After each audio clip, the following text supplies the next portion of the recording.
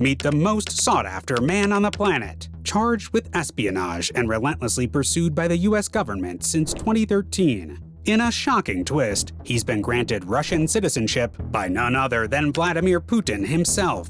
Enter the US government's public enemy number one.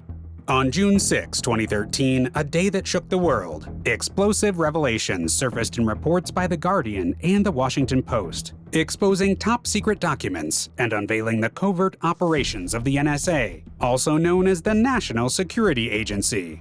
The source behind this unprecedented leak remained a mystery. What did these documents reveal? The startling truth that the US government had been spying on its citizens. Just 3 days later, a name emerged from the shadows. Edward Snowden, a 29-year-old high school dropout with a knack for computers. He had previously worked for both the CIA and an NSA contractor. His impressive resume included roles as a systems engineer, systems administrator, senior advisor for the Central Intelligence Agency, solutions consultant, and telecommunications information systems officer. However, during his short time at the NSA, Snowden uncovered a troubling fact. The agency had extended its authority in ways that were neither safe nor ethical. He clarified, when you have special access like being a systems administrator for these intelligence agencies, you see a much wider range of information than regular employees. That can expose you to unsettling things. In the world of intelligence, seeing occasional indiscretions might be expected, but Snowden's unique vantage point allowed him to witness such abuses more frequently. He realized that some of these actions were outright violations of privacy and the law. When he attempted to address these concerns within the system, he found that many brushed them off as mere routine. This was a world where such practices were normalized, but Edward Snowden was about to change that forever. The material Snowden uncovered exposed an extensive government-run surveillance program of almost boundless proportions. But what exactly did these documents contain?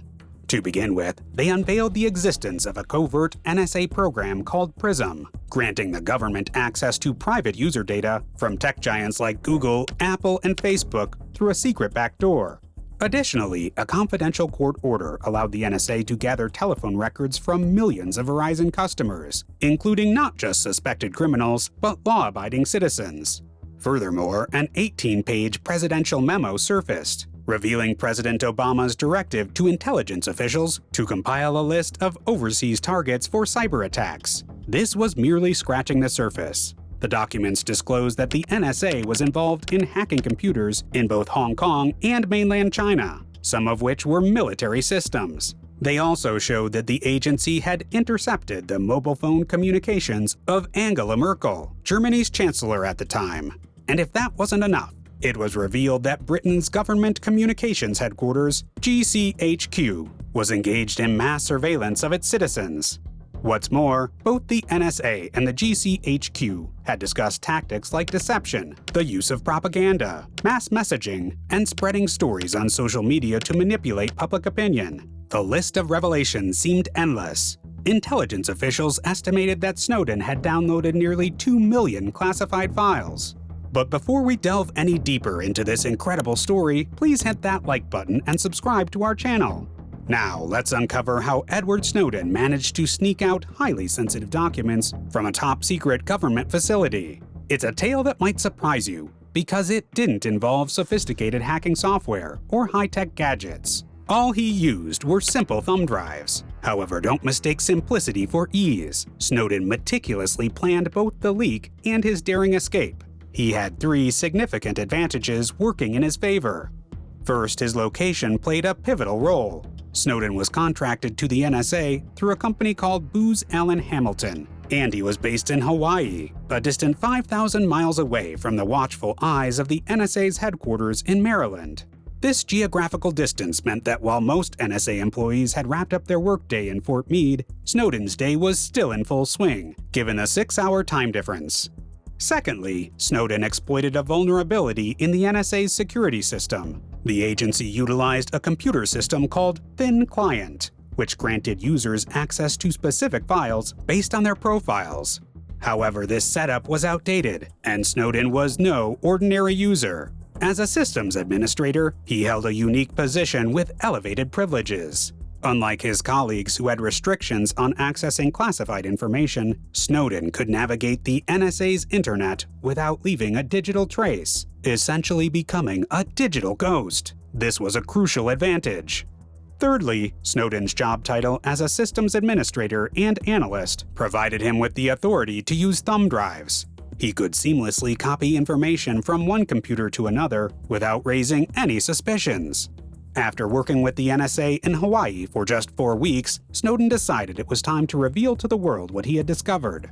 However, he knew that nobody would believe his claims without concrete proof, so he embarked on a covert mission to download the classified documents without raising any red flags. He then ingeniously slipped the thumb drives past security. The following day, he requested a leave of absence without pay, later extending it by citing a supposed struggle with epilepsy. Snowden was ready to make his move, armed with the evidence that would change the course of history.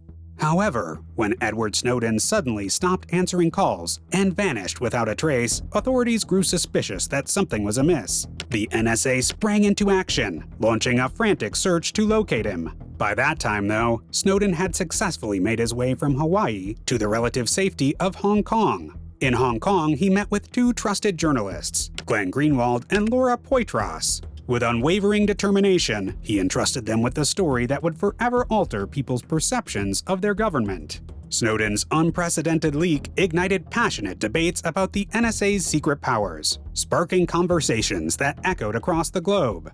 Back in the United States, charges were swiftly filed against him, including theft of government property, unauthorized communication of national defense information, and willful communication of classified intelligence to an unauthorized person. Despite the US government's relentless efforts to extradite him from Hong Kong, Snowden managed to secure a plane ticket to Russia.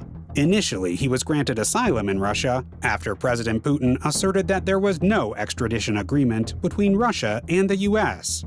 However, Putin did express disapproval of Snowden's actions, deeming them wrong for revealing US secrets. Snowden's attempt to seek asylum in other countries proved fruitless. As he explained, "I applied for asylum in 21 different countries across Western Europe and beyond, but none were willing to provide a definitive answer. They tiptoed around the issue, unwilling to take a clear stance against the United States for fear of alienating the superpower."